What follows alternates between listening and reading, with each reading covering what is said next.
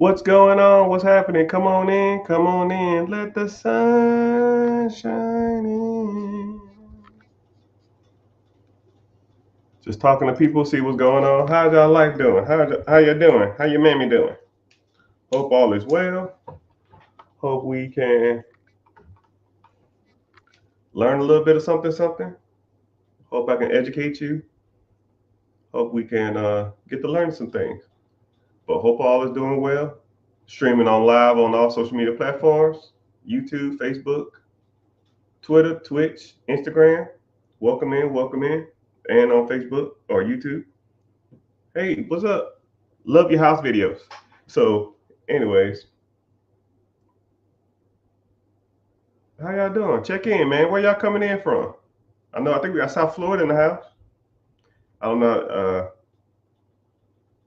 Miss 13. I don't know how to say your name. But yeah, check in where y'all coming in from because I always like to see where people checking in from. Chicago in the house.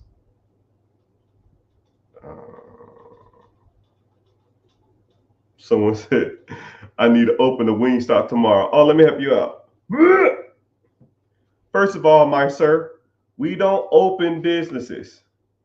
We take them over. If you really listen to like people who are in the Wingstop game, people like Rick Ross who are um, he when he talks about his Wingstop, he took it over. He bought an existing Wingstop. And what he did is he threw a party, a promotion party, saying, "Yo, I'm in here. This is my location." And those fans is what kind of helped him go and grow his business. So when people talk about acquisitions, Rick Ross actually did it right. And I just made a video about Kevin Hart, who took a franchise restaurant. No, he took his own concept of a vegan restaurant and tried to open up a whole bunch of locations. And then after 2 years, it closed down, which if you really think about it, that's a horrible idea. Why would anybody take a concept that hasn't been proven, has no track record, no one asks for? You have, and then you have to spend a whole bunch of money to do build out, close out, make a menu, make a design. You spending millions of dollars to try to prove a concept that no one asked for, right? Rick Ross, in theory, is a better entrepreneur than Kevin Hart, even though Kevin Hart might be glorified because he has more money than Rick Ross on paper, probably. But why reinvent the wheel? I don't know if somebody on Rick Ross' team went to him and said, "Yo, man, you need to just buy an existing business," or he just came up with that idea on his own, versus somebody like Kevin Hart who said, "I have an idea. I'm gonna build this from scratch," which is a horrible idea, right? Why reinvent the wheel? Why are people going out and having a concept in their head and trying to prove it to the market, right? I think a lot of people want to have that sense of accomplishment and say, "This is mine. I built this from the ground up. This is how I do it. I did this. This is my idea." Versus, yeah, I own some businesses that make me some money. Like, I guess nobody cares if you have a business. I mean, in theory, no one cares. Period. Nobody cares about your dreams but you, in theory. But it's just a whole lot easier to take something that's already existing and that's already making money and scale it than take something from scratch and build it out. It's cheaper and it's easier and it's faster, right? And that's what one of the many things that I teach is to take something that's shit and make it sugar, or take something that already exists, and especially if it's already doing decent numbers, don't do anything. Don't reinvent the wheel. If the wheel is rolling down the hill and it's rolling super fast, why go to the wheel, push it over, stop it, and then try to like make it to whatever your ideal of a wheel is? No, that's dumb. Just let it keep rolling. And every time that wheel hit a bump, or every time for every second it rolls, it drops a dollar out of it. You take that dollar and you put it in your pocket and you keep on letting that mother clucker roll. You just walking behind that wheel and collecting them dollars, right? Why am I up at the top of the hill talking about, okay, cool, I have a block right here. I want a damn, this the kind of wheel I want, this, whatever. I'm running right behind this wheel, catching these dollars. But someone said, you're broke. Yeah, you're right. Have fun at work tomorrow. You must be new here, my guy. You must be new, because people who talk like that, they're either young or have no clue what it takes to be a true entrepreneur, or know anything about money, or know anything about the money game. Nothing, right? But I'll give you a quick synopsis, Mr. Sir, if you want to know, even though you probably left. When I was 27 years old, actually when I was 24 years old, I was homeless, sleeping in my brother's closet. Me and my brother got into it about his girlfriend, and then he let me sleep in his car. And then I commuted back and forth between both my brother's houses, and I pretty much either slept on the couch or slept in my brother's car. And I said I got tired of this. So at 24 years old, I joined the United States military, right? I showed up with a book bag and a toothbrush. Okay. And then someone said, because I'm wearing a Gucci hat. Yeah, it's from my my luxury consignment store that I own, amongst the other 10 businesses I own. But listen, you're talking and you ain't listening. I can tell you younger, man, because younger people always feel like they got the answers to stuff, man. When an elder or someone who's been in the position that you want to be in is talking, just sit back and relax and listen, right? Because I've struggled, right? I showed up to boot camp with a toothbrush and the clothes I had on. That's it. $12 in my wallet. And I told myself I'm never being broke again.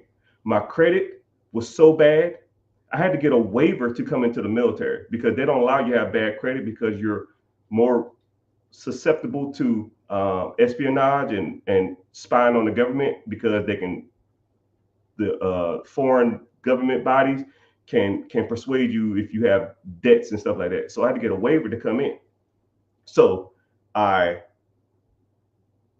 had to get out of debt with my military money. My paycheck in the military was about $400, $425 every 2 weeks, or about $850 a month, right? If anybody in here is living under $850 a month, put a boom emoji or something emoji in the chat, because I know y'all probably making way more than $800 a paycheck.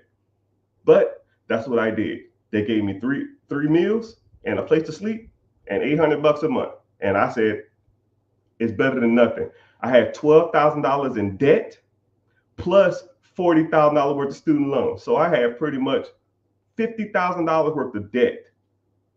So I come into the military making less than $1,000 a month, $50,000 in debt. And I told myself, I'm not going back to that car. I'm not going back to couch surfing, and whatever I got to do, I'll fight wars.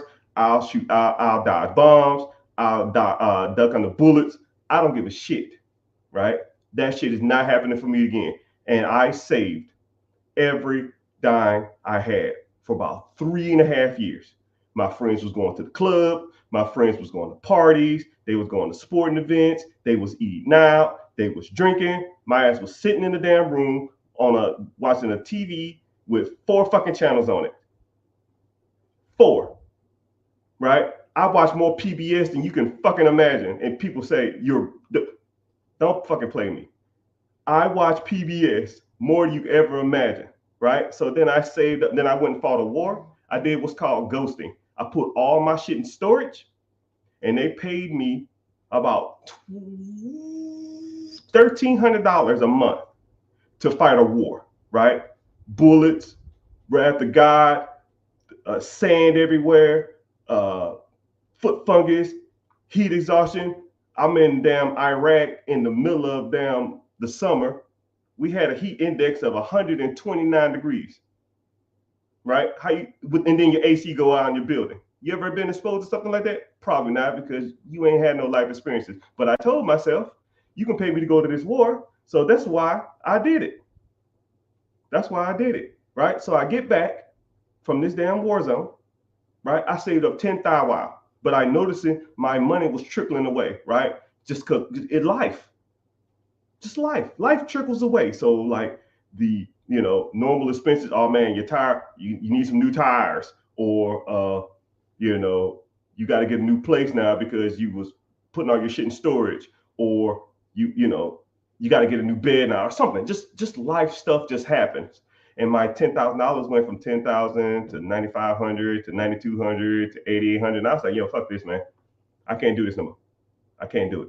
Like, I'm going to be right back broke again. I got to learn where rich people put their money. So I went to the library and I got every freaking book, right? Either 109 or 104 or 107 off the top of my head. It was a lot, right? But this was, 14 years ago.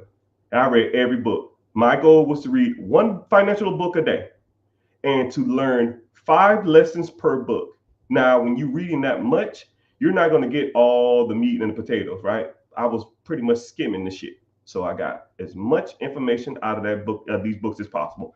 And the majority of lessons I learned: real estate, owning processes that make money, repairing your credit, and investing in compound interest accounts. And that is the foundation for the book I'm writing called The 4 Pillars: investing, credit, real estate, ownership that makes you money while you're sleeping. Okay? So now I took all my money and I started to put it to work. I started buying stocks.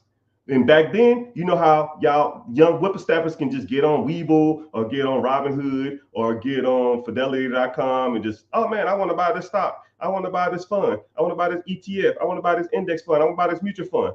No, my old school ass had to physically call the brokers. Hey, I want to set up a brokerage account. Do you have $25,000? No. Bye. You can't do it, right? Charles Schwab literally laughed me out the door.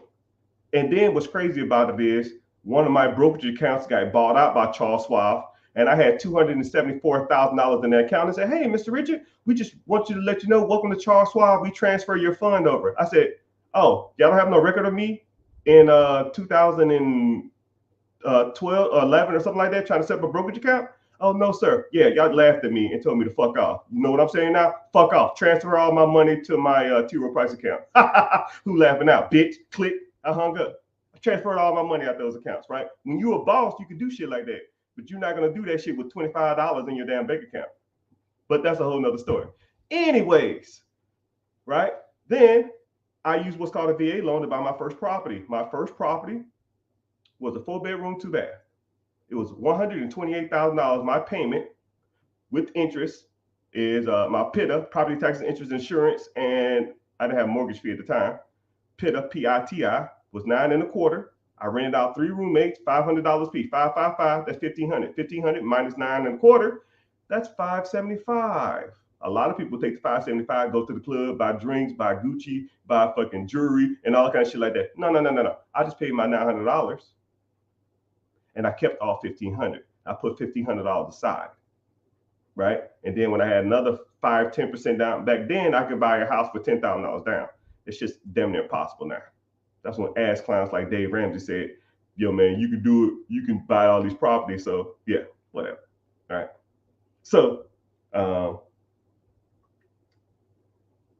yeah. So when I bought that property, I was just buying properties every time I saved up $10,000, I would buy a property. $10,000, buy a property. $10,000, buy a property. And I was still full-time active duty military. And I was working on my bachelor's degree from St. Leo University. And I was buying a property every 2 months at the time. So when people come to me and say, "I don't have time, I can't do it, you don't have the money," you are full of stool. You are full of stool. I'm buying properties, full-time military. So you might work a full-time job, but full-time active duty military is a whole nother ball game. A whole nother ball game. You might go and sit in your little cubicle, or you might flip some burgers, might do some McDonald's orders and stuff like that. but you are nowhere near the equivalent of a full-time active duty military member, right? We are putting in 11, 12 hours a day, every day, and we're not even compensated for the shit. So when people say they're active duty military, it's just a whole nother level of work versus an average job. And then you work random ass schedules, and then you got to literally stop what you got to do and go travel throughout the world and do whatever they tell you to do, right? Which is almost impossible, which is really, really, really hard. So, it's all good. So I took all those properties and then I started taking that cash flow and then I just started buying businesses, while still investing, while still active duty military, while still now I'm pursuing my master's degree from LSU. And then when I got done with my LSU program, I got accepted to Harvard Business School. While I got promoted to a military training instructor when I teach people how to do my job back in the day. So now I'm doing that full time while still buying properties, while still buying businesses, while going to school, going to Harvard full time. So when people talk about hard work and putting in the work, I don't want to hear it because I sucked it up for 15 years before I even took a draw. I didn't buy nothing. And I've had 6-figure, 7-figure months. And I was riding around in a 15-year-old Honda.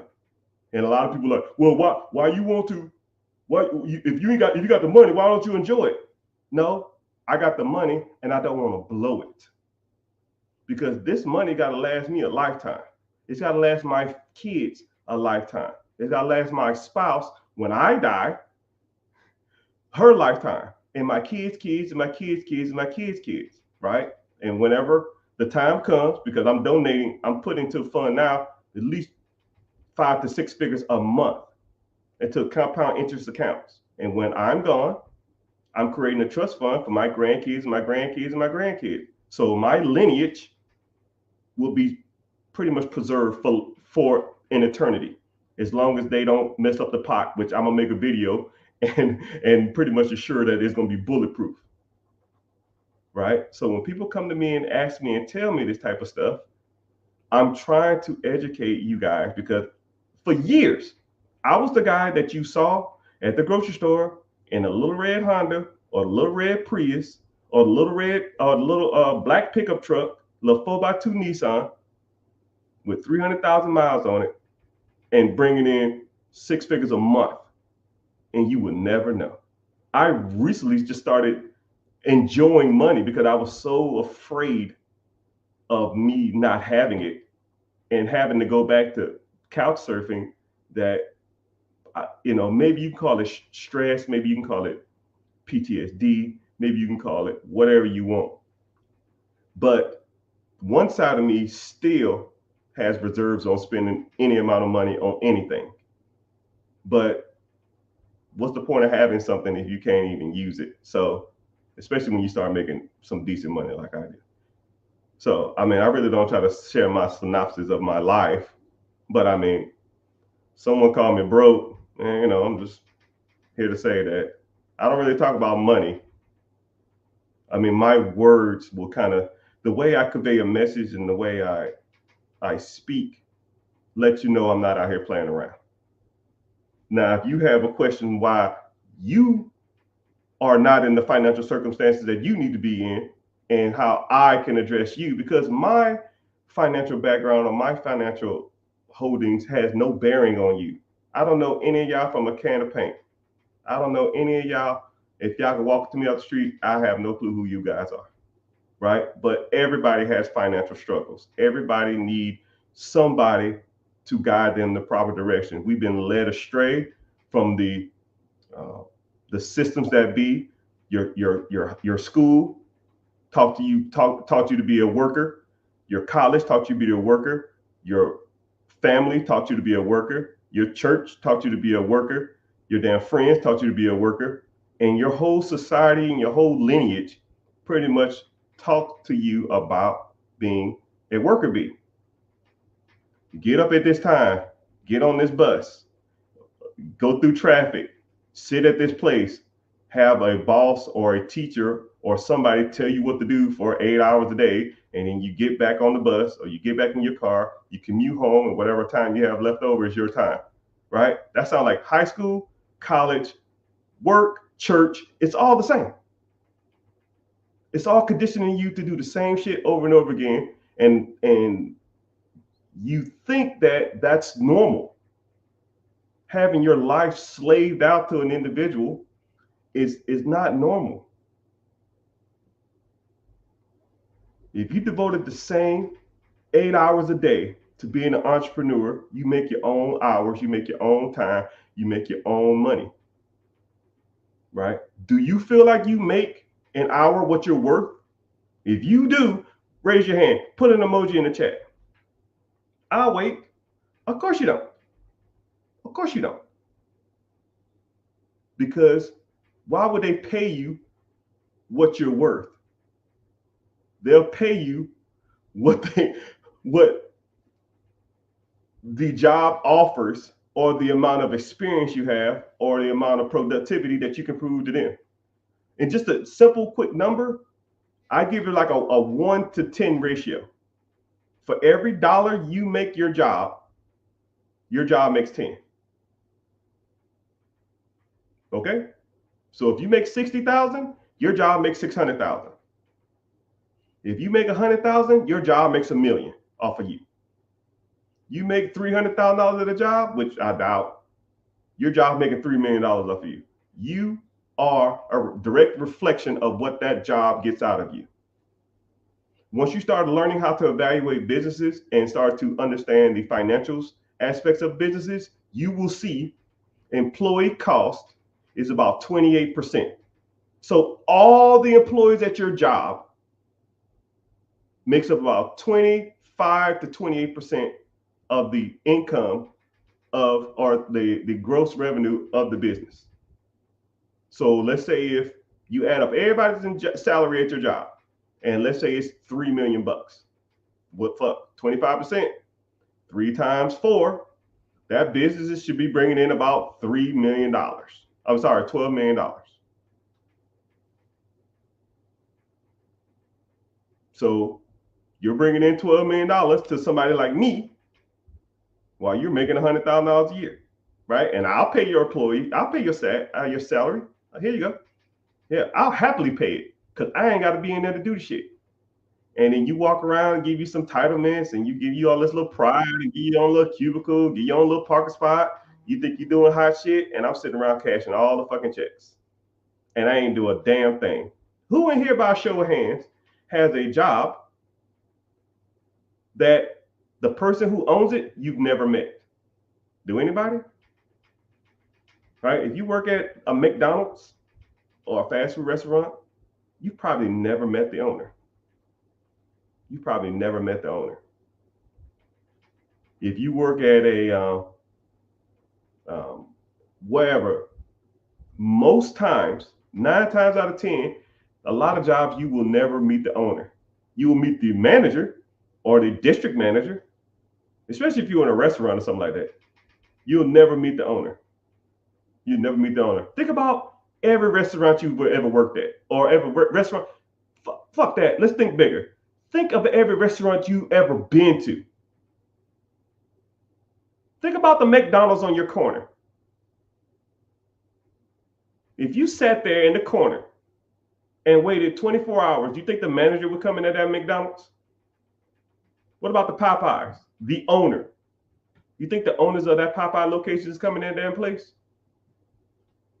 You might see the Chick-fil-A, because they do what's called an owner operator split. So Chick-fil-A really don't count. And then even that guy is rarely there. Right? Everywhere you've eaten, you will rarely, if ever, meet the manager, because there's no money in being there.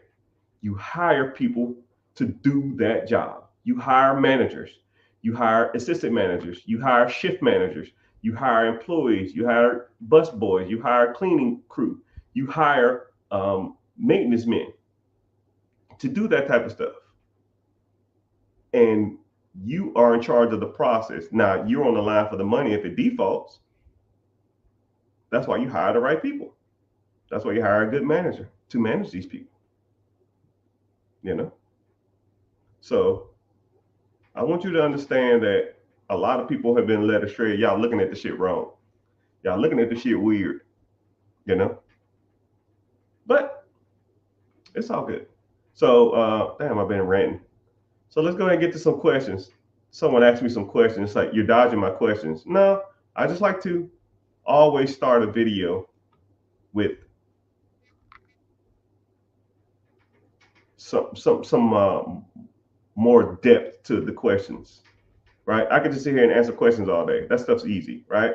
But sometimes it takes more than just answering the person's question. A lot of people have a lot of mindset issues. A lot of people think that they can't do it, or I'm coming from a position of I come from like a silver spoon background. You know, somebody said in the comments the other day, "Oh, I know you grew up rich. I can tell by the way you talk." What's crazy is I work on my accent a lot. I've taken close to 500 hours of public speaking classes just to learn how to convey a message properly. I'm literally from the swamps of Louisiana. That every once in a while, and then I grew up in Tennessee and in Georgia and in Florida and in Texas and in South Carolina. I'm Mr. South himself, right? They're in the most a more South person than me, because I'm Mr. Southern himself. But you will rarely, if ever, hear my accent because I enunciate and pronounce my words properly because I am formally educated on the matter. So when people say stuff like, I can tell you grew up in city or silver spoon. No, it's a skill that you got to work on. Just like if you play basketball, right? You just say, oh man, you must have had a professional dad as a basketball player. No, it's a skill. You work on it, right? And I almost think that public speaking is probably your best attribute to financial success. It's one of them. Because if you want to go raise capital and buy an apartment complex or buy a business and you ain't got no money, if you showed up to my door or you showed up to my business and you wanted me to give you $10,000, $15,000, $100,000 or $200,000, and you want me to invest in your company or your firm, and you be like, shit, listen here, Playboy, I got the play right here. Listen, and I watch YouTube videos or TikTok, people be like, yo, this is what I'm gonna do. I got this, right? So word, check this shit. I'm just like, who the fuck is listening to this guy? Who listens to these people? Who is going to give this guy $100,000? But if I walk into the establishment, hey, how you doing, Mr. John? My name is Mr. Richard, and I would like a minute of your time to let you know of some different avenues of revenue that I can assist you with. I mean, you're a doctor here, man. You got a great practice, but I'm sure being a doctor and a physician, you have an abundance of excess income. If you want to thinking about investing something outside of the traditional ways of traditional real estate or into the stock market, which stock market has been producing not that much lately. If you want to get into something a little higher, get some great returns, I'd love to go with your different perspectives or different proposals. I can, I'm just making sure off the top of my head. I don't fucking know, right? So,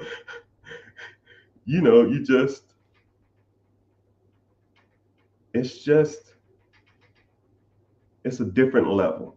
You have to learn the skills. I hate the skills that pay the bills, but you have to learn this stuff, right? And a lot of people, I don't know. And then a lot of people, I get a lot of times in the comments, people say shit like, oh, you grew up in the suburbs. No, I grew up in Atlanta. And DeKalb. It's about as south and black as you can get.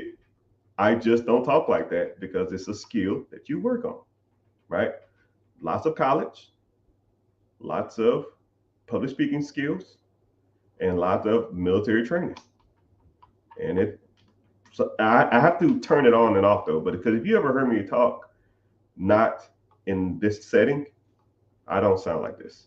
Just letting you know, not one bit. But it's all good. All right, so let's get to some preguntas. Preguntas, questions. For those who are not bilingual, that's Spanish for questions. Someone said, "Where's the wife and kids?" Uh, I don't know. Not watching TV. I don't know. What do you want me to say, man? Yeah, they're here somewhere. Five. Okay, we got one. I'm 10K in debt. Hope it's good debt. Good debt puts money in your pocket. Bad debt takes money out. And that's one thing about the middle class, that middle class people love consuming with debt. It's like the worst habit that middle class people have. Buying stuff with debt, using credit cards or lines of credit to buy stuff that gives them excitement and joy and not bring them money. But it's all good. I make 40K a year. My cost of rent, utilities, insurance is just that, plus $500 into an app that monitors politician stock trading. Could you give me some guidance? Well, first of all, riding, I can appreciate that you're investing, but you can go a little simpler on that app, right? First of all, the apps that tracks politician investing is delayed by 6 months. Everyone I've seen is. Maybe you can reinvent the wheel or something like that, but for the most part, they aren't that good. You're getting delayed data. And then also too, if you do like a simple index fund, mutual fund, ETF, you can get almost consistent better returns than any of that AI tracking app crap. That's just my personal opinion on that. And then also, I don't know your living expenses. You said car and insurance and stuff like that. Hope you don't have $40,000 a year. Hope you don't have a car payment because damn it, you can't afford it. Once you pay that car off, you are done with them cars, man. I don't want you to get another Hellcat or Jeep Cherokee or any of that shit, right? Ride that shit till the wheels fall off. You are done with car payments. You don't make enough money to afford a car payment, right? And then you might need to start looking into getting into some side hustles or getting into something else that make more money, right? Um, I talk about different side hustles every chance I get. I can name probably 10 off the top of my head that anybody can do. If I had to start over again from scratch, for damn sure, that's the first thing I'm doing.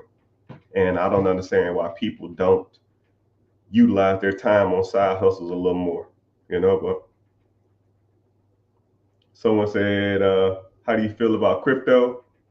At least 10% of my portfolio. Crypto is cool, right? I don't really harp on crypto a lot because there's a lot of people out here scamming on crypto, and I don't believe in it like that. I make my crypto is 5% of my portfolio. Not even 5%. But I bought Bitcoin at I think $500. I bought five of them. I spent $2,500 on crypto when it's $500. That lets you know what I'm sitting on. I got some XRP, some Ripple, some Cardano, Ethereum, and that's it. If it ain't one of them, I think I got some Dogecoin, but I think I sold it recently. Dogecoin, and I had some other coin too, some meme coin. I sold all that crap. I'm just rounding it out. If it hits, it hit. If it don't, it don't. I don't care. And that's how it should be, man. Like I'm not. If you have crypto holdings, don't necessarily bet the farm on it. And if cryptocurrency is anything over 20% of your holdings, I think you're messing up. You got to get into something a little more diverse, you know. But that's my personal opinion. Thank you for your question, though.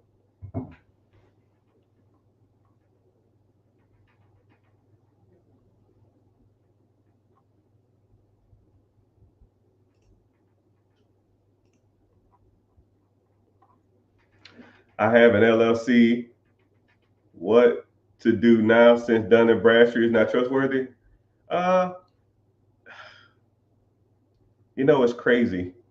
If I sat here and explained to you the process of Dun and Bradstreet and LLC business credit, you more likely you're talking about business credit, because if you want to, because Dun and Bradstreet is known for like trade lines, net 30s, net 60s, net 90s, merchant accounts, Uline, Granger, and all that kind of crap like that.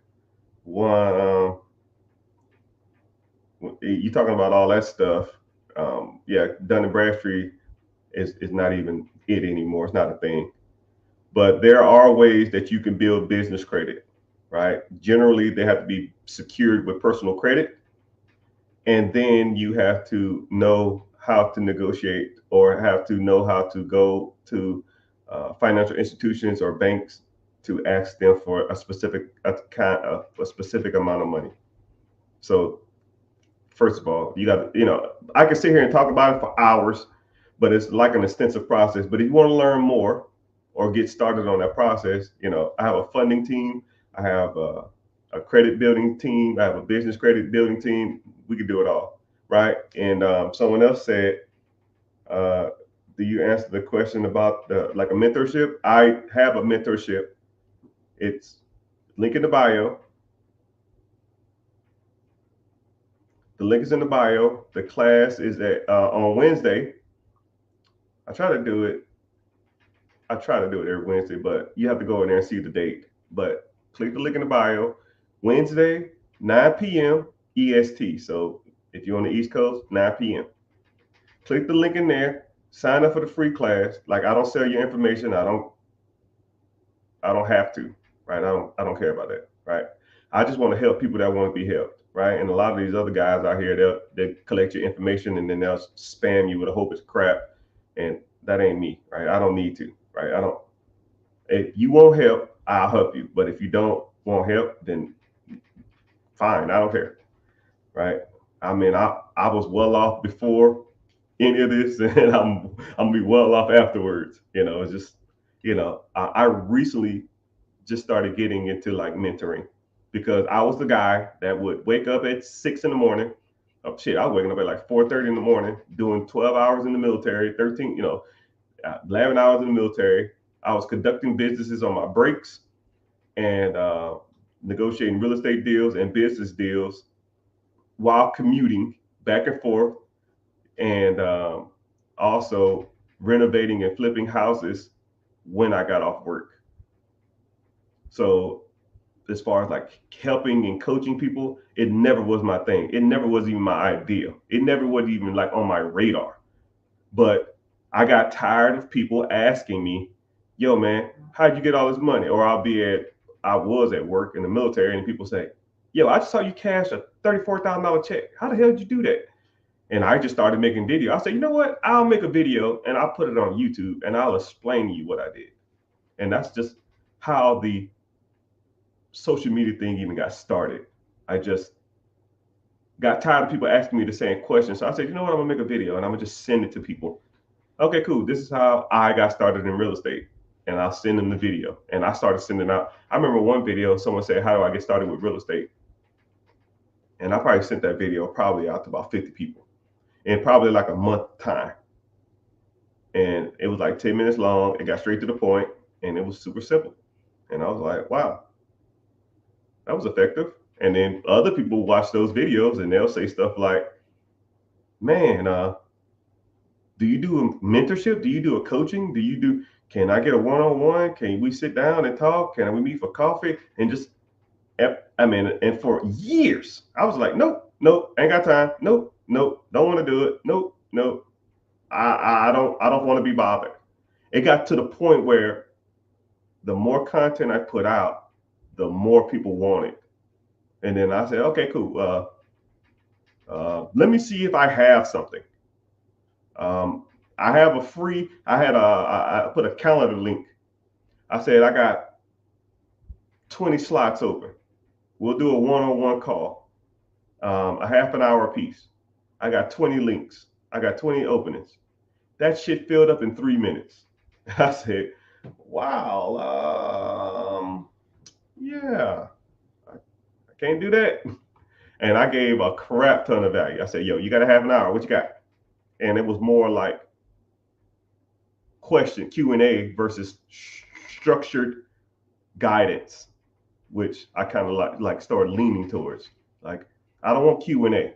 Q&A, you're asking questions, but you don't know what you need to ask, right? But once I started getting into like, this is what you need to ask, this is what you need to lean towards, this is what you need to go for, this is where you are, this is where you need to look at, and stuff like that, it started to make more sense to myself, and it started making sense to people too. And then I said, okay, cool. Well, shit, if I did it for free and a lot of people found value, man, that was good, man. I appreciate that. Okay, cool. Let's do it for $50. Who want to do it for $50? And then it just sold out in 5 minutes. I was like, damn. But now I'm spending the whole damn day talking to people. And so now it's like, okay, maybe I got something here. And I was just recently, right? And I did it for a while.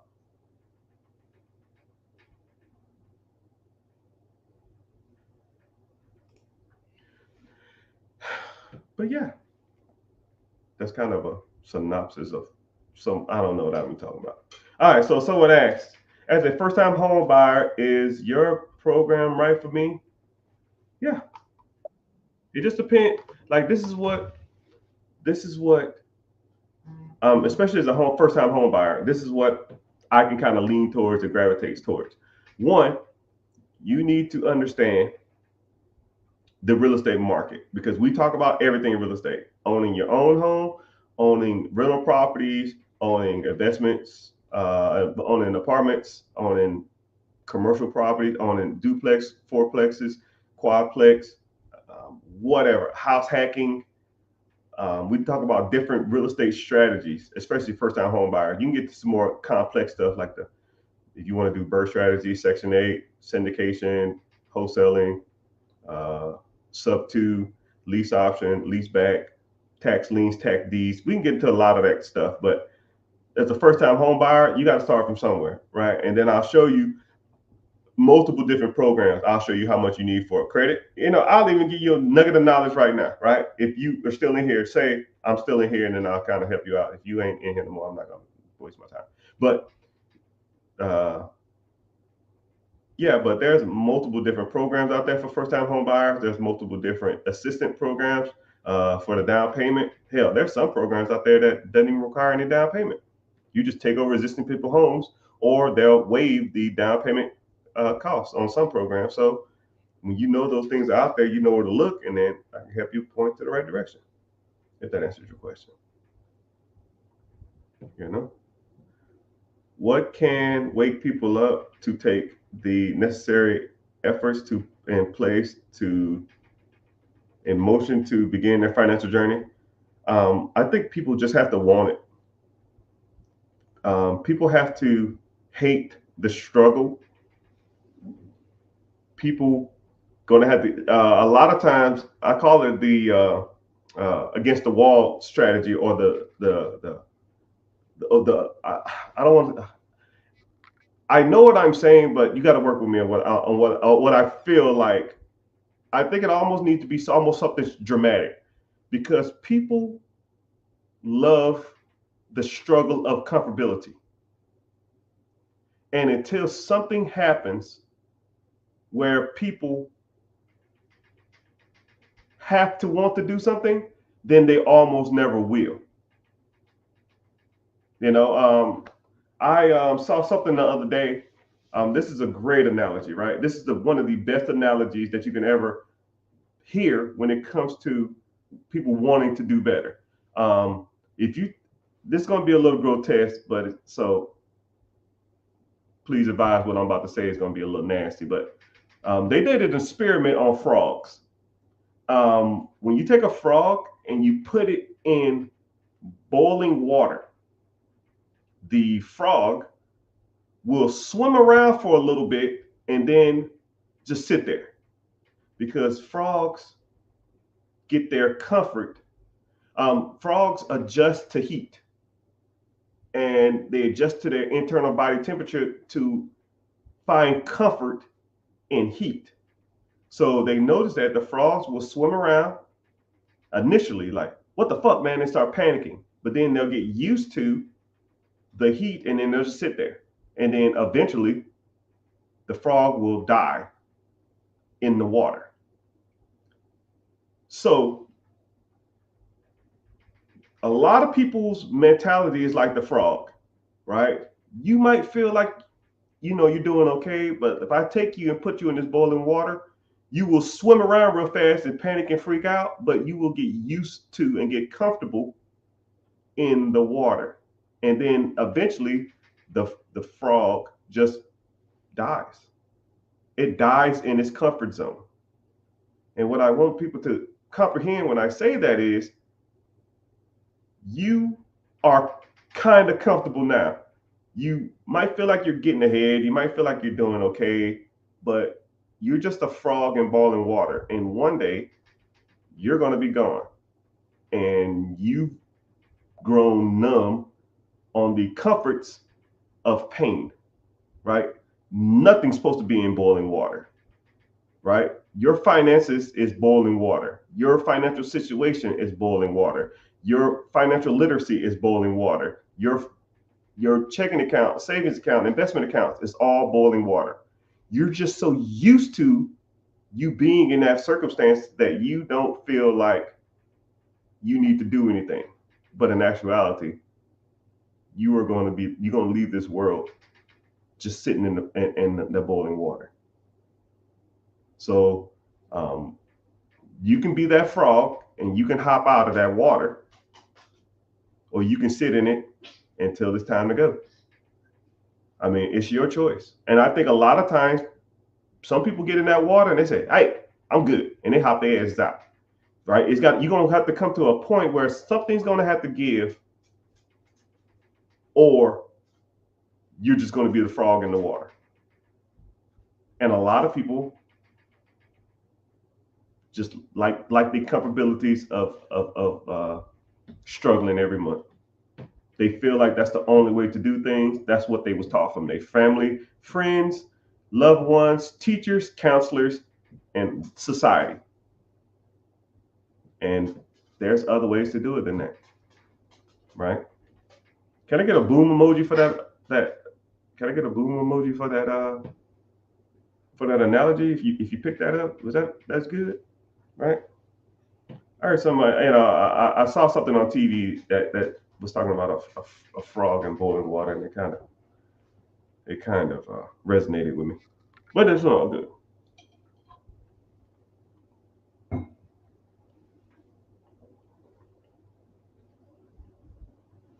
Woo, woo. Anyway, I'm a marine merchant, and I saved up money. Hold on, let me. I gotta let this dog out. Give me a sec.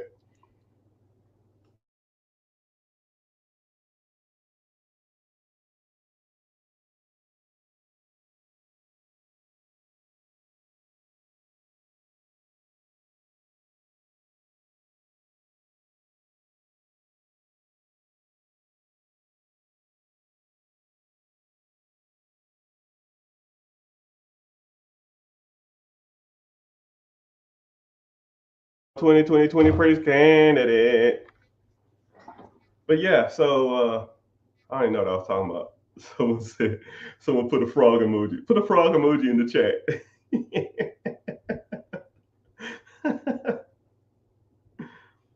I want to grow my finances, but I don't know which route to take. That's one thing that's cool about my mentorship or my coaching is that I show you multiple ways on the way stuff being done.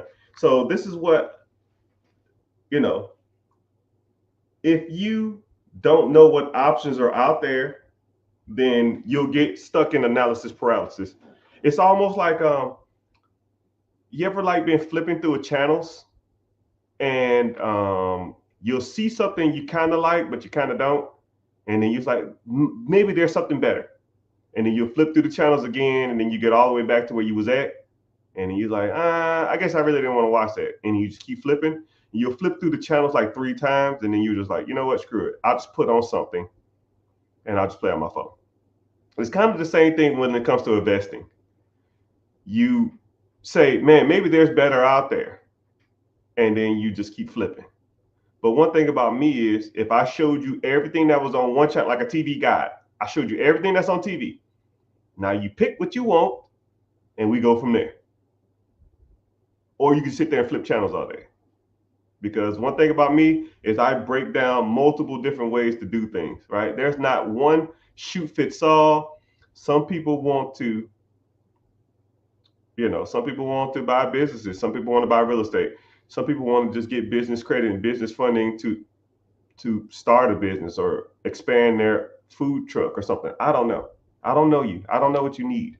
But what I do is I will talk about every different process that's out there. And whatever gravitates towards you, you go from there. And if you want to learn more, you go from there. If you want me to speak on something, I'll speak on it, right? And I'll help you guide you down a certain path, because a lot of people don't know what they want until they see it, right? And I'm gonna put you on some real game too. You know, when you go to a restaurant and you're looking at a menu, you ever looked at a menu and they'll have like 50 things on the menu, but they'll have a picture of like 8 things. All right, here we go. This is a little nugget of knowledge for y'all. Why are some things on a restaurant menu have pictures and other things on restaurant menu don't have pictures? Right? I'm gonna give you 2 nuggets of knowledge. One, why do restaurants have menus and some things have pictures on it and some things don't? If anybody want to take a guess, I'm gonna give you a quick lesson on restaurant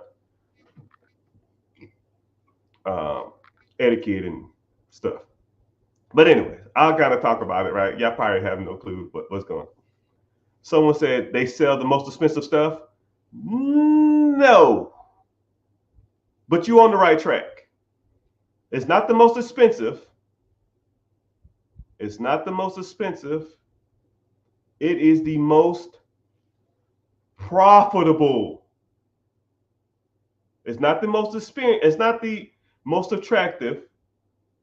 It's not the value of the location. It's the most profitable. So when you see like a plate of especially like nachos, think about it. Every time you go to like Chili's, Outback, or something like that, they always have nachos. What are nachos? Chips and cheese, right? And someone said to get you always with the ribs first. No, ribs have the biggest markup. Whatever I want you to do this too. When you go to a restaurant, start looking at the pictures. You'll see 3 or 4 random pictures on every page. 3 or 4 random pictures. Those are the biggest markup items. So if you buy this product, it's at 20% cost, and this other one right here is at 40%. I want you to buy what's at 20% cost, because I make 80% versus 40%, and I make 60%. So the things that are most profitable on the menu are the things with the picture, right? Someone said profitable. Okay, cool. Return on food costs. I see you. All right, I'm gonna give you another question, right? Why is the lunch menu and the dinner menu is the same, but generally the lunch menu is cheaper than the dinner menu? Since y'all so smart, y'all know everything. Let's see if y'all get this one. When you look at a menu, why is the lunch menu the same thing as the dinner menu, but it's cheaper? Someone said portions. Somebody said less crowds. Another person said portions. I'm gonna put you on some game. I'm gonna put you on some game. It's for this reason. Someone said traffic. Someone said to sell more. No. Because when you go to a restaurant, you are paying not for the food. You are paying for the time that you occupy the establishment. Let me break it down for you. You go to lunch to eat at a restaurant. Most people lunches is an hour. They're in, they grab their food, and they're out. Or they come in, they sit, they already know what they want. It's cheap, they out. So they can pop out more people in that hour. Hour come in, next hour come in, next hour come in, next hour come in, next.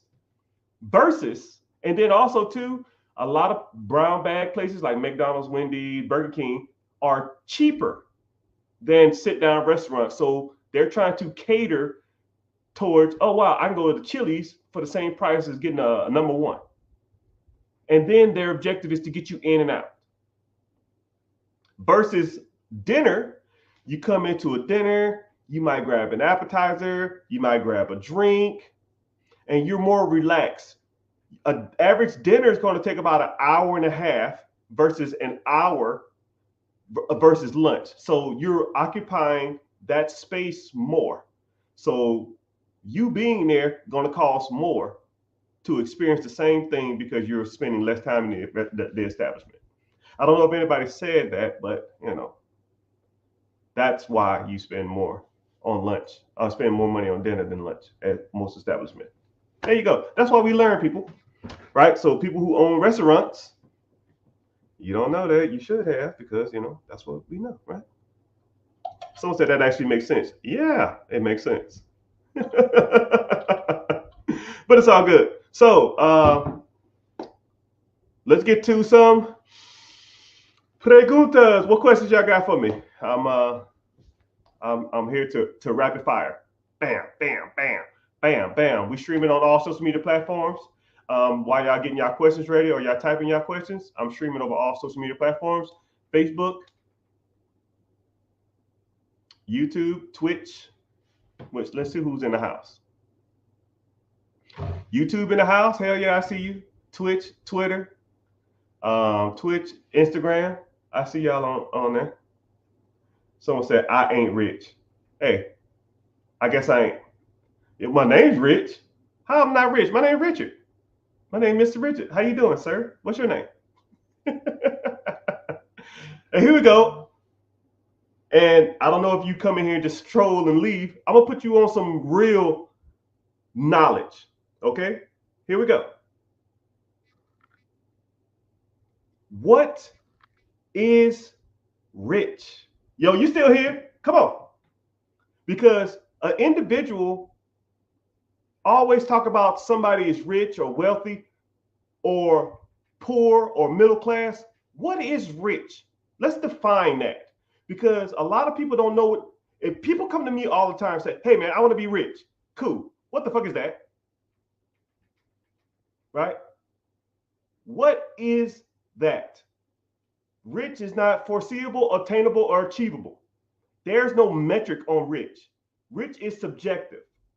What is rich? And we'll even come to, like, you can even say a mindset. Coming home happy, coming home to a family, coming home to a home, not having to worry about bills, right? That's a mindset of rich. Let's talk about a monetary value of rich. What is your definition of rich? 5K over your bills?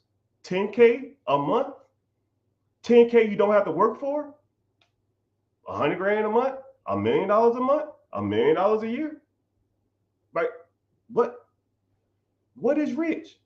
Because a lot of people will always talk about, man, I want to be rich. I want to be a baller. Cool. What's a baller? I don't know. Lots of money. Well, what's a lot of money, man? Right? You know what? You know how you sound? Right? Someone asked me where I'm from. Dude, I just explained this.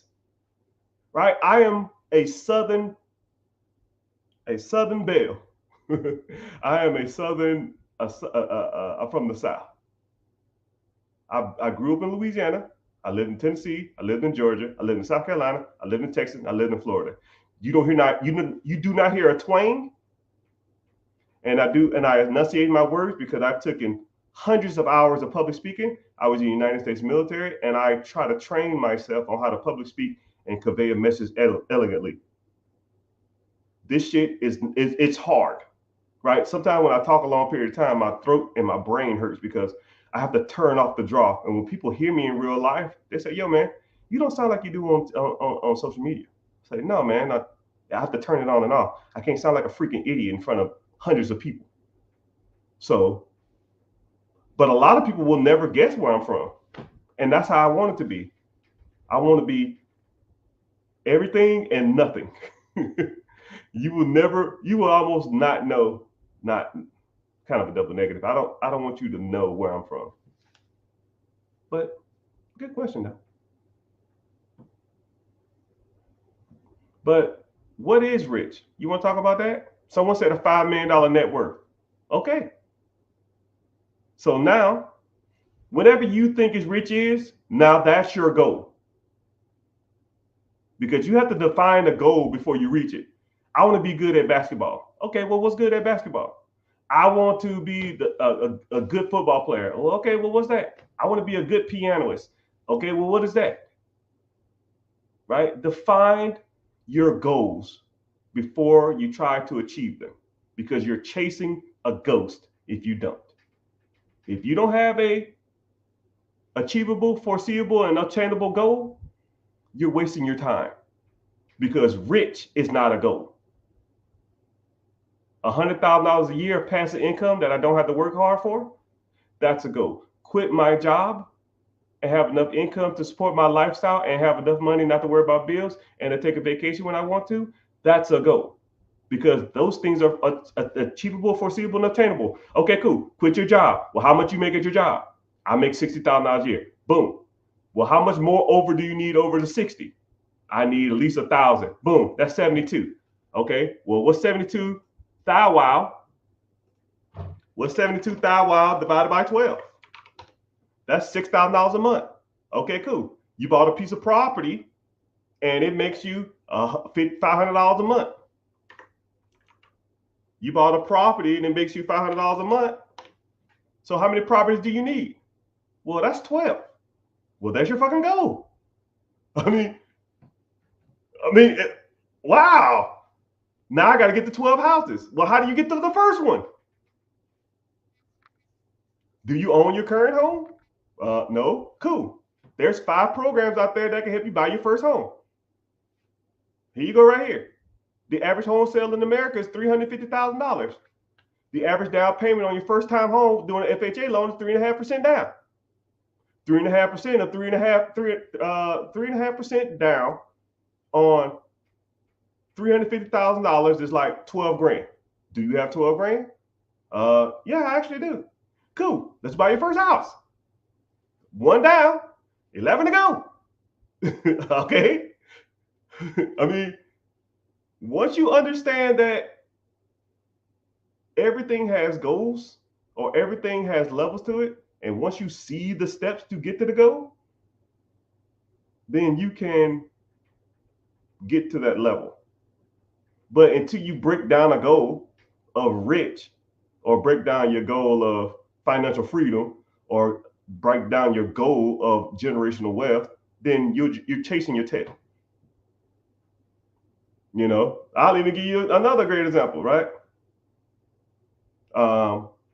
Let's say you wanted you want to quit your job. You make $60,000 a year. We've already established that $72,000 a year is the benchmark. Okay, let's do this. $72,000 is your benchmark times 3. So if you bought a business that's doing 33% rate of return, it's doing 33% rate of return, that business should be worth about $220,000 to $250,000. $220,000 business at 10% down is $22,000. So if you can get to $22,000, then you can buy a business that makes you $70,000 a year. 22,000, 10%, 220. 30% of 220 is 70 grand. 72,000, which makes enough money to quit your job.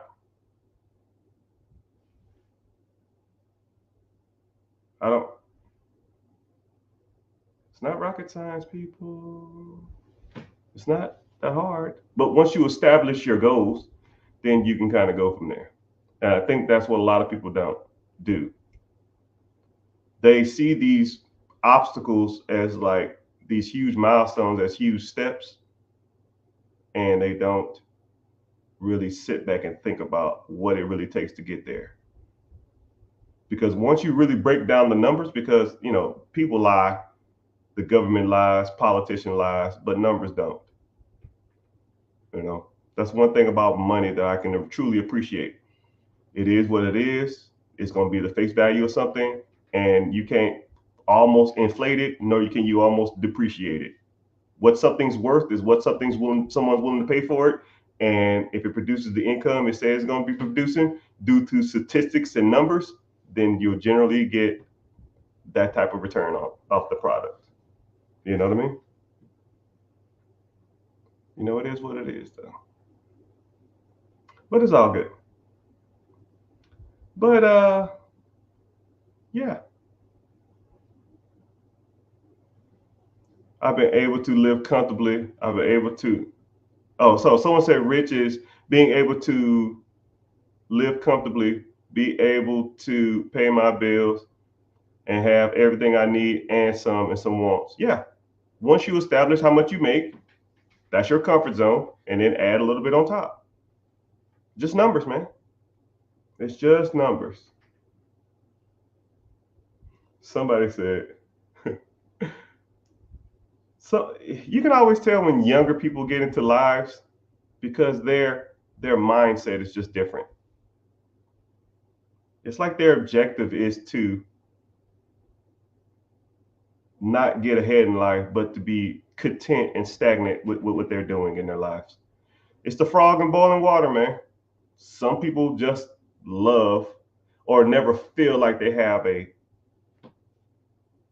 way out or any hope, right? But like me, I was sleeping in my brother's car, sleeping in my brother's closet on a crib mattress, and I told myself I have to do better. And some individuals will just never get that. They don't see the light at the end of the tunnel, and I wish I could just get a message out to everybody, but not everybody can be helped. Right? Some people just don't get it. Some people just want to be who they are and are happy with mediocrity in life. And one day when the individual get older and it's like, man, I wish I'd listened to that one random ass black dude who was talking all that trash on the internet, and he was super respectful and he wasn't talking shit to me, which he could have either easily did. He could have easily blocked me, but he didn't. But he just hoped that you would just listen to anything he said and take it with a grain of salt. But it's all good.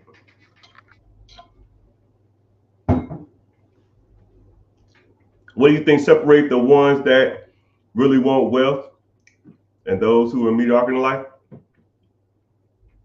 It's action, execution. That's all. That's all it is. You can sit and analyze and overthink or worry about every financial thing that's going on in the world. I'll even give you a great example. I have a good friend who inherited a lot of money. I mean, a lot. And he inherited a lot of properties. And every time I talk to him, it's the same thing. He talks about, man, China is going to damn knock out our grid. We're going to go to war with North Korea. Russia got nukes. The election, the Trump this, Kamala this, coronavirus this. And just every time you talk to him, it's always the same stuff. And I'll say, hey, man, you going to buy some real estate soon? Or you want to buy this business soon? Or you want to get into this soon? Or you want to invest in the stock market or something? Well, I thought about it, and some weird ass unforeseen circumstance that has nothing to do with his life, he'll say something about. And that is pretty much the general overview of what people always say. That's one of the main reasons. Fear. Scared of the unknown, scared of doing, or scared of what's going to happen. And you can't live like that. You cannot get ahead in life not taking a chance. You have to get the ball rolling, because anything that ever wanted to be done in life never came or was given to anybody. You know, I'll even give you a great example or a great analogy when it comes to stepping out your comfort zone. Jeff Bezos, right? The multi-billionaire who founded Amazon, he worked for a hedge fund. The hedge fund was paying him $400,000 to $500,000 a year. Now,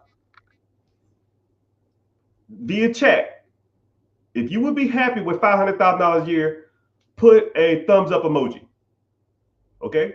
If you would be happy with $500,000 a year of salary, put a thumbs up emoji, right? All right, I see a couple of y'all. I see a couple of y'all. All right. So Jeff Bezos was making about $400,000 to $500,000 a year at a hedge fund. And he was doing statistics on what people was Googling. And he would take the statistics of what people was looking up on the search engines and investing in those things. So he'll say, oh, wow, a lot of people are searching up iPhone 3 or some shit. Let's invest in Apple because a lot of people are searching iPhones.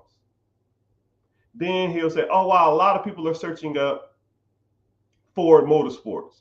Let's invest in Ford Motor Company, right? Because he was using like reverse engineering of like search software to see what people are searching or what people was Googling.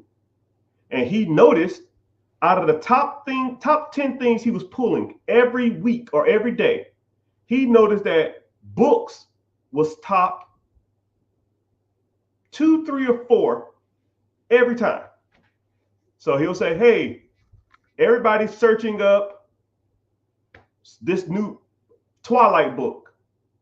And then the hedge fund manager was like, well, we can't buy a book company, right? There's nothing there. Like, we can't just go out and buy book companies. There's no money there. And he's like, oh, okay, cool, whatever. The next month or the next week, hey, everybody's searching up this book. This is the top thing that people are buying.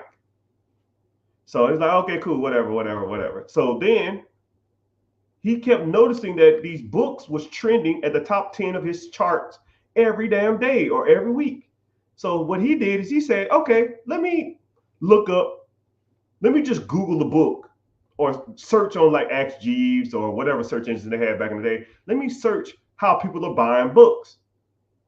And the process to buy books were horrible. It was horrible. It was like you had to go to this one website, and then you had to go to like a submenu or a subcategory. Then you had to find the book. You couldn't search the book.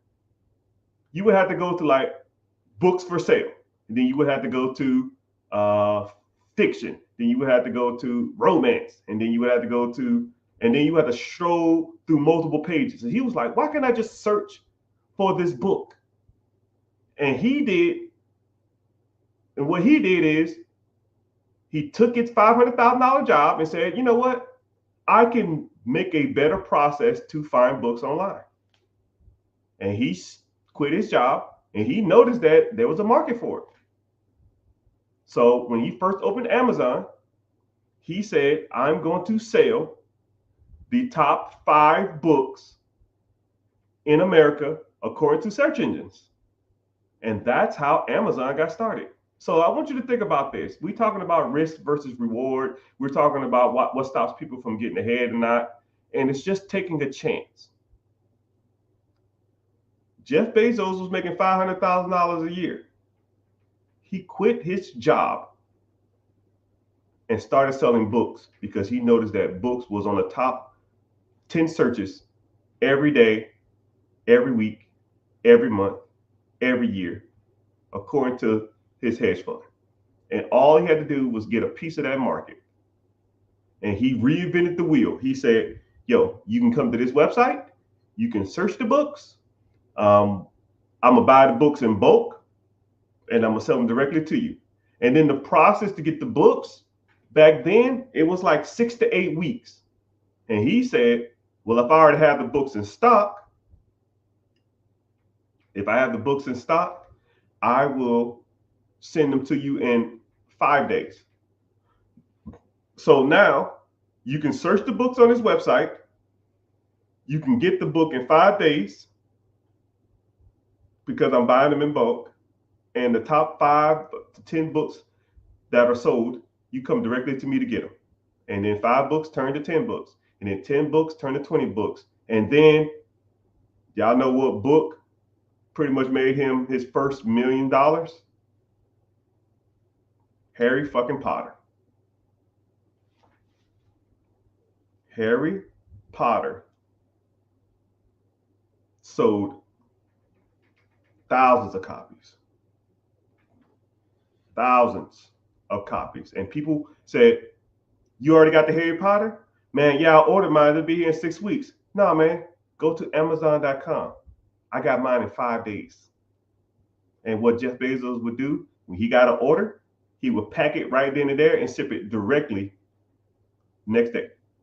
He would stop, the order would come in, he'll process it, send it out. Harry freaking Potter made that man millions and millions of dollars. So, moral of the story is people say, well, what stops people from getting ahead? Their comfortability stops people from getting ahead. Yeah, you can say, y'all answer the question. Visionary, find a need, find a fulfilling, any of that stuff. Find a small idea, but you don't even have to reinvent the wheel nowadays. You can buy a bookstore if you wanted to.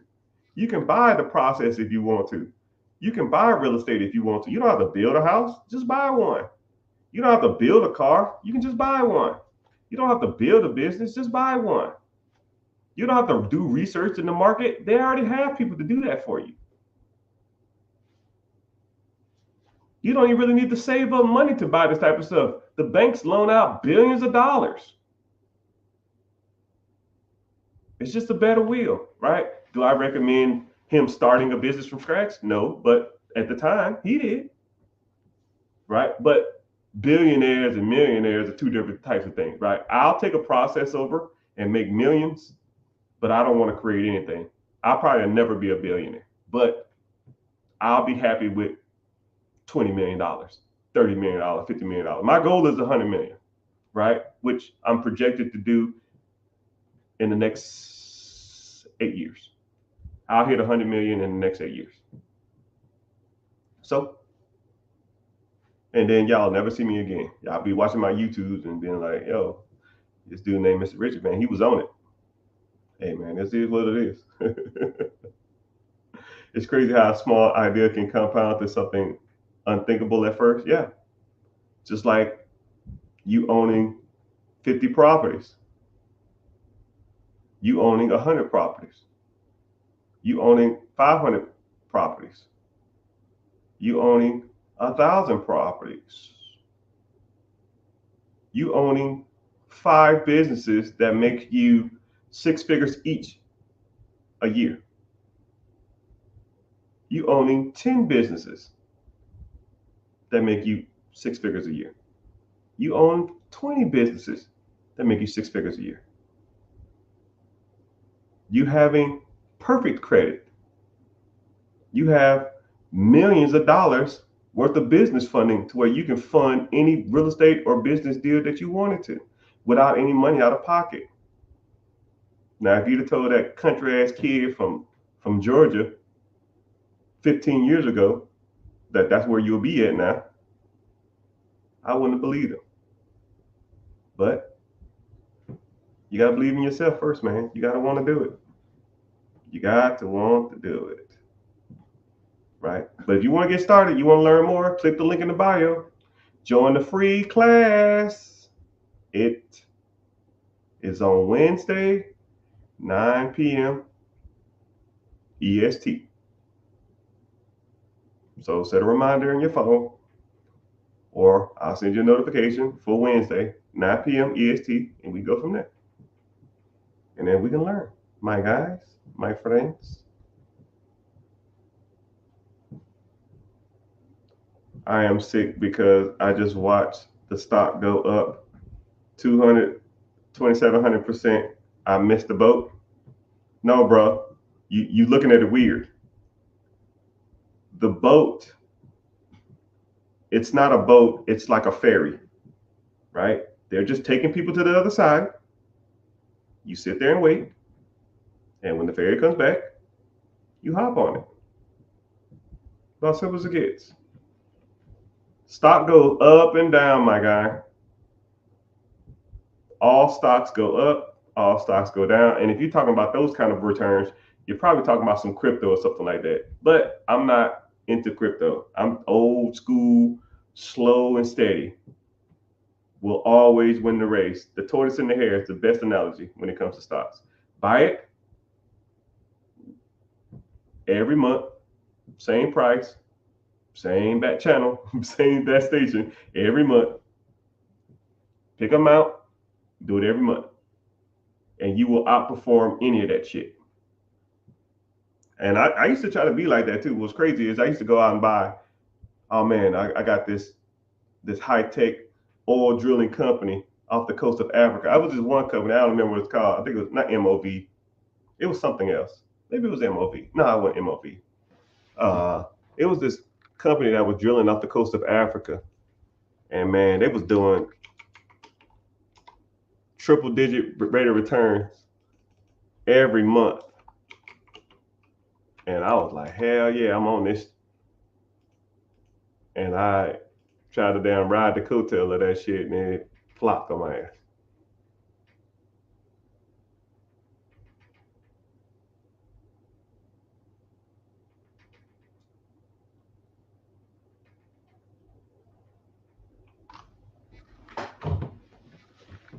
Well, MOV is one of them. Yeah, don't invest in MOV, man. Screw that. It's an oil company. It was like 3 oil companies that I was investing in back in the day. And I was like, nah, man, that ain't it. But someone said, where can I find the link to the class? Just click my profile, go to my homepage, click the link. It should say like maybe Stan Store or the richgetricher.com, or it'll say like webinar or web something, I don't know. Click that and it'll say be your own boss. Scroll to the bottom and enter your information, name, email, phone number, and that's it. You're done. Right? Don't sell your information. You'll never get a contact from me ever. Right? It's Wednesday, 9 p.m. EST.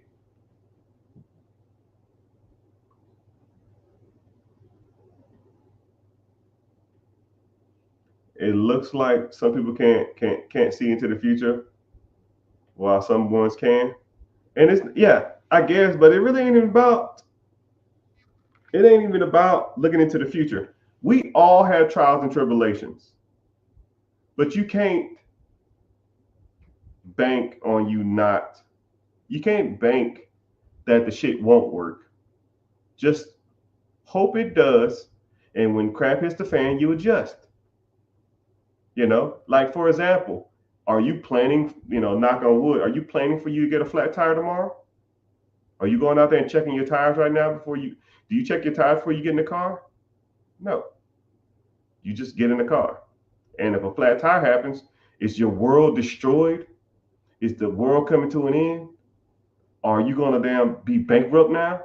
No. You either change the tire, or you call AAA, or you sit there with the flat tire, or you take it off, put it in the back, or call a buddy, they go fix the tire, and then they put it back on if you don't got a spare. You see what I just did? I took adversity and I came up with multiple solutions. And a lot of people just can't think like that. It's like when she hit the fan, they just freak out. It was this one lady, I watched a TikTok or some shit, and her car started hydroplaning, and she's screaming at the damn top of her lungs. And the guy who's next to it, the guy in the driver's seat, sounded like her dad, was like, "What are you doing? Stop screaming. Just hold the steering wheel straight. You're going to stop swerving. Okay, you're stopped in the middle of the street. Just start going again." and stop swerving so hard whenever the shit hit the fan. Don't slam on the brake either. And she didn't hit anything, fortunately. But some people, when the shit hit the fan, they just freak out, right? They don't know how to respond. They don't know how to act. Stay cool, be calm and collective, come up with multiple options, come up with the best one of the possibility. Okay, for example, I'll even give you a scenario right now. Well, what if? It's okay, cool. You had a rental property, and let's say the toilet stopped working. What do? You could go over there and see why is something wrong. 2, you can call a plumber. 3, you can get them on the phone and say, hey, walk me through what's going on. What is it doing? Give me some symptoms. Is the bowl filling up? Are you pushing the knob and no water's coming out? Is it a leak? Is it the knob just off? Right? Walk through multiple scenarios on what's going on. You know? And a lot of people just freak out. You can't just problem solve. You know, and I think that being an entrepreneur is like problem solving first and money second. Because if you can figure out how not only to solve your problem, how to solve other people's problems, you'll be successful for life. And sometimes it's a learned skill. You just got to learn how to do it. You just got to learn how to do it. Can you give me some examples of being short on paying a loan that month of business if that's only one? Huh? I don't even know what I mean. I'm gonna try it again. Can you give me an example of being short on paying a loan that month for a business that only one? I don't know what you're saying, but I think that you're trying to say that if you have a business and you're short on paying your bills, well, if you good with money, you would have either petty cash or you have cash reserves for those reasons. And if you are doing the numbers you're projected to do, which you should, then you should have that kind of money in reserves. But let's say if you blow your reserves on Hellcats and Gucci and Louis or whatever the hell else you should have been buying instead of, focusing on your business. Let's say you did that. So now if you didn't have the money for one thing about being a entrepreneur or a business owner, once you started like really getting good at this, you'll start developing networks of people who do the same thing. Because at the end of the day, all our objectives are to make money, and that's one thing I hate about like middle class people and lower class people. We almost ostracize each other or down each other when the shit hits the fan. But rich people don't do that. Like say if I didn't have enough money to pay the bill that month, I literally will call up one of my banker buddies and say, hey, do y'all have any business lines of credit that I can apply for? Because I'm a little short on something. He said, okay, cool. Here you go. Here's 20,000. Here's 30,000. Here's $50,000. So, hell, I'll even show you right here. Here's a business line of credit that I applied for. Word up. Hey.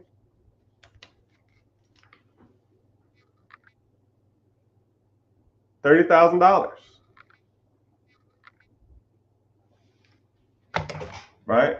Oh, if that wasn't enough, here's another one. 20 grand.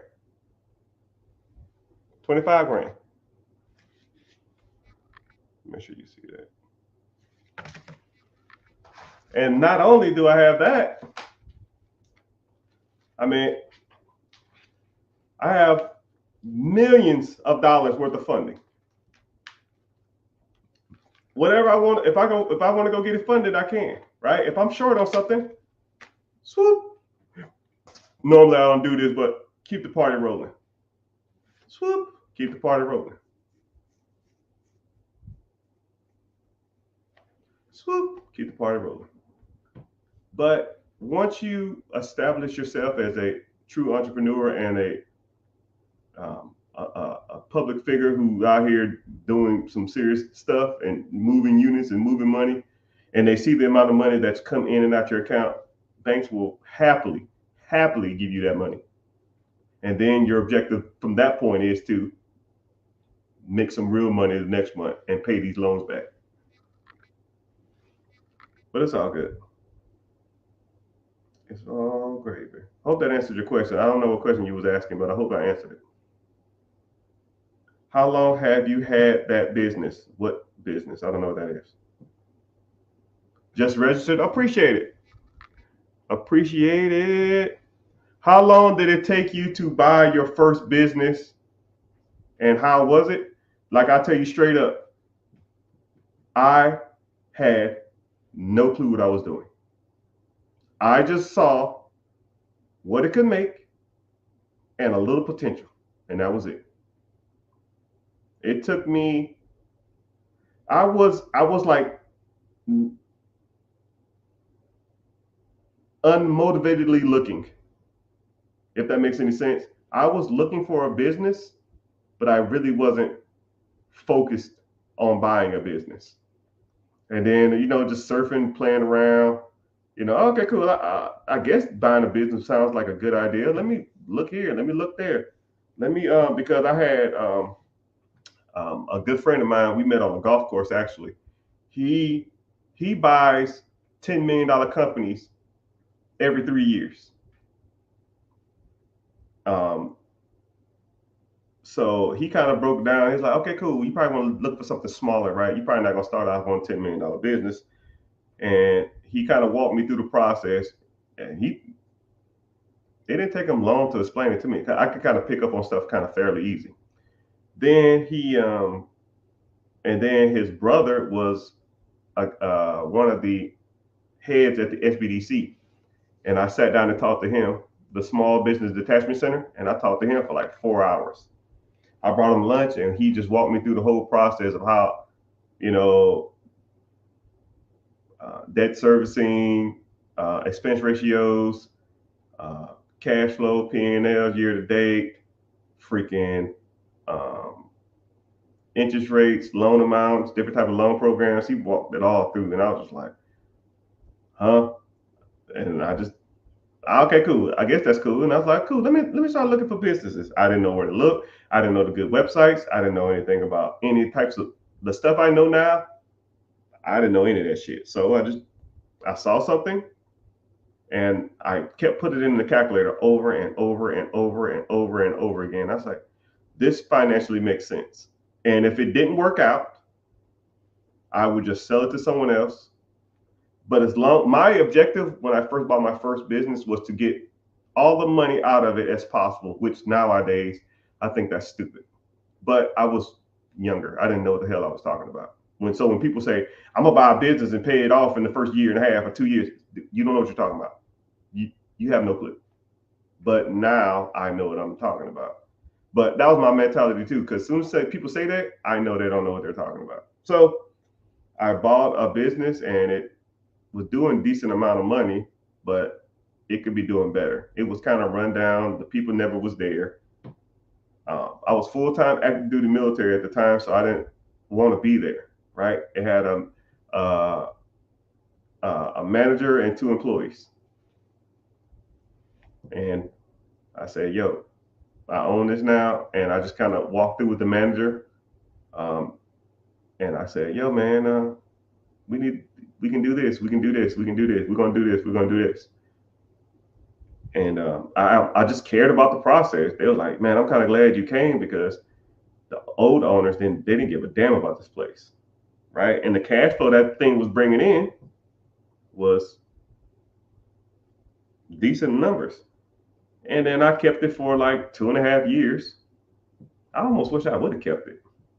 I kept it for 2.5 years, and I sold it for twice as much as I paid for it. And then I said, well, shit. If I can do it once, I can do it twice. Let's go light it up like it's dynamite. That was my Actually, it wasn't even the first time. That was the first time I bought and sold. The next one was a owner financing deal. And then it was off to the races. Then it was downhill from there. Then I would either buy them cash or I would either owner finance them.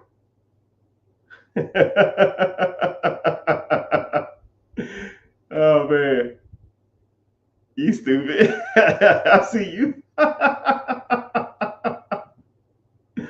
How you been? You doing okay? Man, it's been like years. Comically 20, 22, 23, 25. God dang. Hope you're doing all right. But yeah, yeah. So we're streaming on all social media platforms. Facebook in the house. I see you. YouTube, decent amount of YouTubers, Twitchers in the house, Instagram and Twitter and TikTok. We're all in the house. So, real quick, if you are interested in learning more, somebody said they have some money and they want to invest, they want to buy a business. Yeah, if you're interested in either one of these things, right, that I've almost feel like I've perfected, but nothing's perfect. But if you have credit issues, mid sixes or below, you probably need something fixed. You need your credit repaired. It's something wrong with your credit. So you have anything, hard inquiries over 5, you have derogatory remarks, late payments, repos, bankruptcies, baby mama payments, judgments, tax liens, any of that crap that's on your credit that's derogatory, is considered derogatory marks or negative inquiries on your credit. Dispute those, or we can help you dispute those or fight those and get those removed off your credit. And then also I'll teach you how to start side hustles to start paying off your debts. If you have high utilization on your credit cards, I help you with that, right? And talk about business credit and business funding from there, right? That's the credit pillar. Then the next pillar is investing, right? You want to get into ETFs, mutual funds, stocks, bonds. You want to get into compound interest accounts. You want to get into 401ks, IRAs, TSPs, Roth and traditional. You want to start putting a little money aside to start investing in your lifetime of investments, and then either turning those funds into like trust funds or investment funds to where you receive a dividend check or interest check every year for the rest of your life. And the younger you are, the easier it is to do it. But I can pretty much start it with anybody. You just got to want to do it, right? We talk about that type of stuff. If you want to talk about real estate investing, real estate, buying your first home, syndication, duplex, quadplex, sub 2, section 8. You want to talk about duplexes, quadplexes, fourplexes, apartment complex. You want to talk about any of that stuff. Lease option, sub 2, section 8, all of it. I can help you break down any type of real estate. You don't even have to have a home, or you can have a portfolio of 1,000 properties, right? I can conduct business on all levels. And then we talk about ownership too. Ownership of your properties, ownership of businesses, ownership of processes that make you money while you're sleeping, ownership of storage units, ownership of, you want to do vending machines, you want to do a side hustle, you want to mow grass, you want to start a lawn care service, you want to take over pool routes, you want to buy a damn Dunkin' Donuts, you want to buy a Krispy Kreme, or whatever. I don't give a damn. Whatever you into, we talk about all those stuff. If you're interested in any of that stuff on any different levels, I offer a free webinar class. It's Wednesday, 9 p.m. EST. So click the link in the bio, join the free class, and I'll see you there, right? Like I said, I don't sell your information. I don't do nothing with it. I'll just register it so I can send you a text message when it's time to start. And you want to come through and learn? Let's go. And if not, Adidas and I wish you the best. But I'm about to get off here. I appreciate you being in here. I see some old school people from back in the day. I appreciate you being here, listening and hanging out. Hope all good. Hope it's all good in old Gville, Georgia. And someone said golf cart business, all of it. Click the link in the bio, go to my page, homepage, click whatever the link is, and it'll say be your own boss. Click there, and we'll go from there. And you can learn more about the processes. But I appreciate you being here. I got to go do some things, and I appreciate you for hanging out. Avita Zane.